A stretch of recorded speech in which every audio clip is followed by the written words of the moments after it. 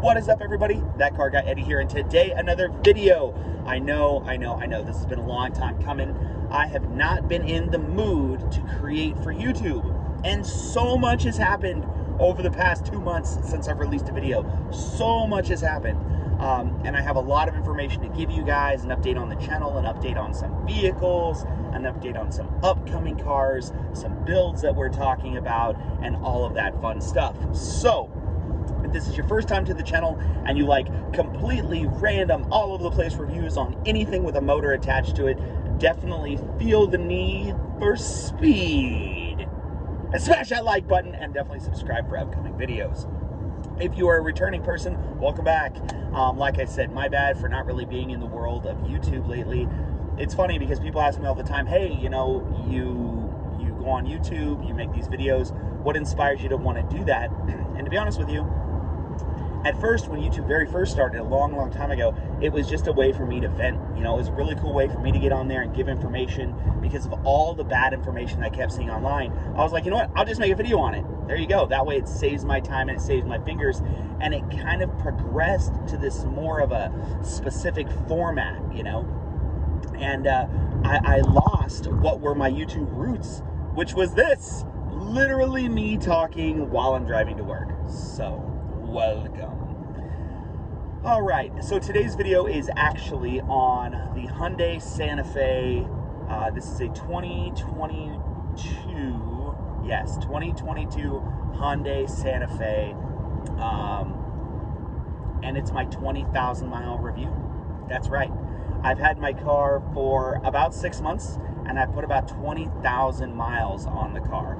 And this is my review, what I like about it, what's changed, anything bad. So if you're possibly looking to get a Santa Fe, I've done incremental reviews. I think I've done a 3,000, a 5,000, a 10,000, and I haven't done anything since 10,000 miles. And I'm putting so many miles on the car, I think I'm going to do videos maybe every 10,000 unless something specifically falls apart on the car, and then of course you guys will know. But 20,000 miles, the big question is, has it lasted? And the answer is yes. I haven't had any mechanical issues with it. I haven't had any failures, any drivetrain issues that were not self-inflicted. For those of you that may have watched my first ones, I did go through a set of tires very early on, like within the first 3,000 miles, but that was not the vehicle's fault. That was my fault. It was stuff that I actually hit. So for what it's worth, like I said, that was not the car's fault whatsoever. I do have a family. I have a family of 5, and the car is holding up relatively well. This morning I was putting a car seat in the back, and I actually was like, man, there's dried milk all over my pretty tan leather. That's cool. But hey, that's dad life status for you, right? If you're a parent, you know what's up with, you know, all of that fun stuff. What else? As far as size, you know, I still think the Santa Fe is the best bang for your buck for a family car if you have 5 or less children. What I mean by that is that the Santa Fe does a very good job of giving you a lot of room in the back seat. The car is very wide. That's one thing that you'll notice once you get into it. There's a lot of room to move your elbows and stuff.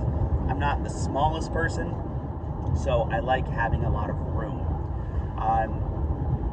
As far as the mechanical side of it, like I said, I've done 2 oil changes on it. Those were covered by Hyundai, and my only real review on those oil changes, and tire rotations by the way, were it just took a long time to schedule. You know, my one gripe with Hyundai is that their dealer network is not that big, and because their dealer network's not that big, and every single car comes with a 3 or 36,000 mile oil change, that means that a lot of people are going in for these things for every Hyundai that is sold, and it basically books out their service center for like months at a time. The problem that I have is that I'm putting so many miles on my car. When I book an oil change, the wait is so long, it's like a month and a half. I have to book my next oil change the moment that I get done, or like within a couple of weeks of getting my oil change done before. And like I said, that's not a knock on the car, that's more of a knock on the dealers.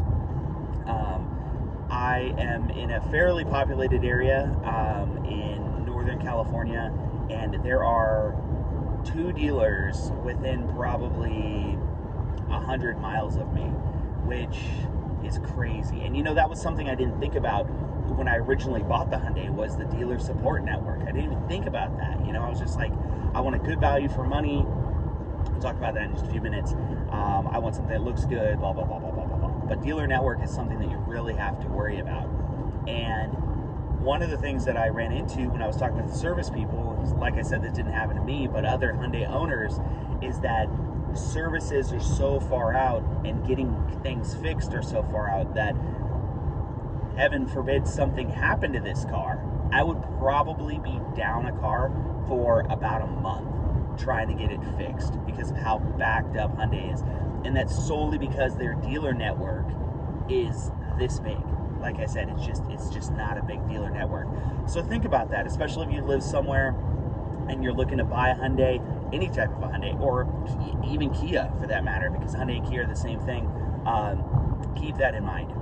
Now, let's go ahead and go to the value for money, right? I've driven this car 20,000 miles. I put 6 months on it.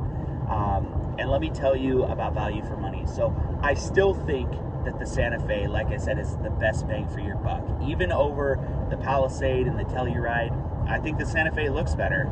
You know, I think that the grille looks better. I think that the body lines look better. I think that it's narrower or shorter. I had a chance to drive a Palisade when I was in Hawaii several months ago, and that thing just rode horribly. It rode like a huge SUV. It had a really sluggish V6 in it. It was long. The suspension wasn't good. You know, it was just something that I'm really happy that I did choose the Santa Fe over the Palisade. Not to mention, most of the time, I'm in the car alone. Now, I do take trips and things like that, and if you can see back here, I got a car seat behind me. In California, kids have to be in a car seat till they're like 35 years old or something like that. So it's one of those things where I'm going to have a car seat for a while, and I like the width of it. I really do. All of the buttons, everything about the car has actually worked really well. In my past video, I've talked about my love for the buttons versus capacitive touch. I originally went to go look at the Santa Cruz, and I didn't like that at all. But the reason I went to look at it was because I liked the front end and the Tucson, same type of thing. But all the buttons were touch capacitive. And for any of you people that have had touch capacitive buttons, over time, those things stop working. And I like having hard buttons to push. It's very important to me. So, like I said, this is really good in that side of things. And it's just, like I said, I just feel like it's just an overall a really, really good value, which is a good thing. Now, let's talk about driving it in weather. So, the package that I have, this is the 2.5 turbocharged all-wheel drive model. So it's got the Htrac all-wheel drive, which is similar to like what Volkswagen or Audi does, where it's front-wheel biased, and then if the vehicle needs it, it will send power to the rear wheels via a clutch disc system in the center diff. That is really cool because like in the snow and everything like this, the car does have on-the-fly snow mode. You can just flip it over to snow mode and you will have no trouble with traction whatsoever, which is really, really great. You know, I wanted a car I'd be able to drive everywhere and not really have to worry about it. And if you live in a climate where there's a lot of snow, you're going to probably use that snow mode a lot. What I think it does is I think it makes the all-wheel drive system a little bit more sensitive to slippage. It also dulls your throttle input so that you're not jumpy on the throttle, which is good. The other drive modes in this thing, what I've experienced, it has Smart, which is a smart system effectively, and the idea of it is that you let the car do all the thinking for you. It's got a comfort mode, which I don't see any difference in reference to smart or comfort. To me, they're all the same thing. And then it has a sport mode.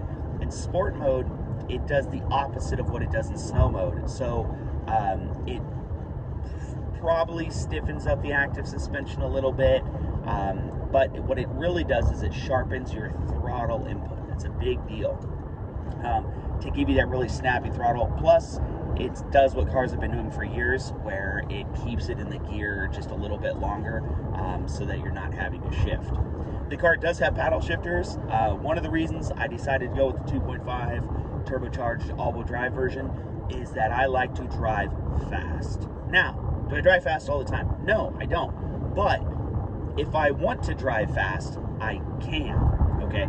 There's that thing. I have the ability to do it. If I need to get around somebody, I can do it. There's no lack of power, right? And that was one of the issues that I kind of had with the Palisade, is that there was no power with it. Like, I hit it all before it did anything, and the turbocharged motor just does a lot better than all of that. As far as features around the car, everything is still working, of course. It's got 20,000 miles on it, so nothing should be broken.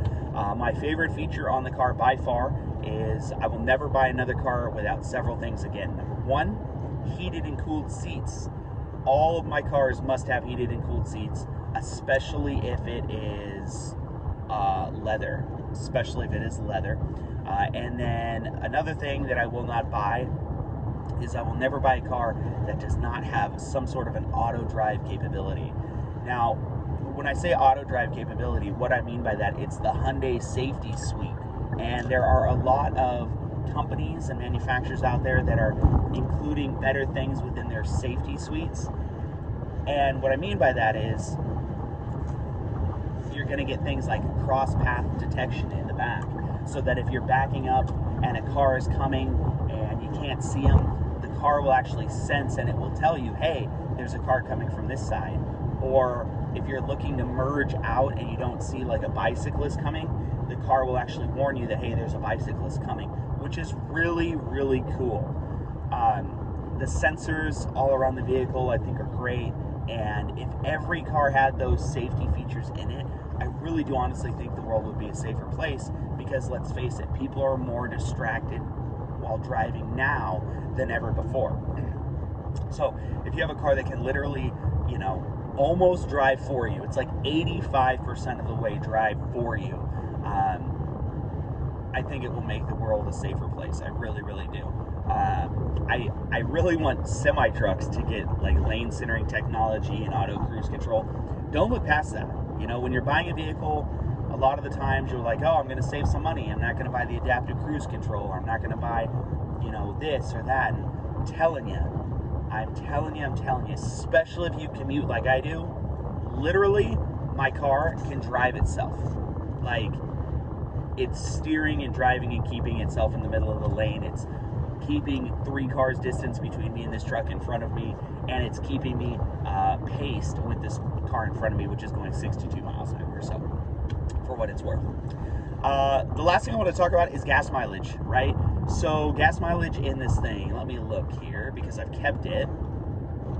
So accumulated info. So like I said, I have 2,224 miles on the car, which is 62 hours and 38 minutes. And my average fuel consumption is 22.8. I've never reset that. That is just my average fuel consumption. Now keep in mind, like I said, I do drive a lot. And because I drive a lot, I'm on the freeway a lot. Now I believe the advertised miles per gallon in this were 27.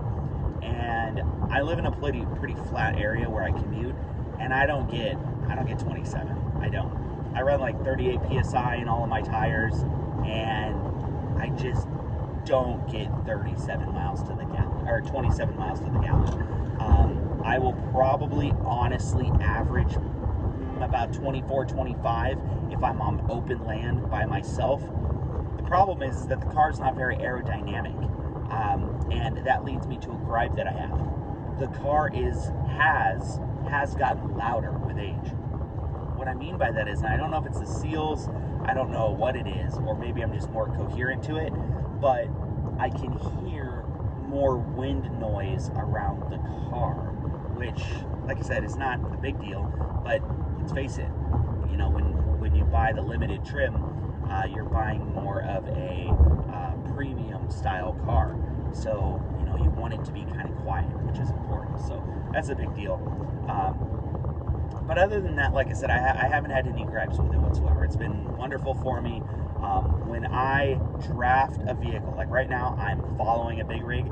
I'm doing 64 miles an hour, and I'm actually getting, if I look at my miles per gallon right now, on this trip, I'm getting 33.4 miles to the gallon. So the trick is, if you have a Santa Fe, just to draft people. You know, I made a video on how to save gas money in today's economy. Fill your tires up all the way. Make sure you stay on top of that. Don't speed and draft people. Draft bigger vehicles. Make them pull you around the track. Special points if you know a movie that's from, okay? Post down below in the comments. Anyways, thank you very much for watching. I know it's been 15 minutes. I'm going to go and post an update video on everything that's going on with my side-by-sides and the rest of the channel on that side. Other than that, have a great day and ride hard.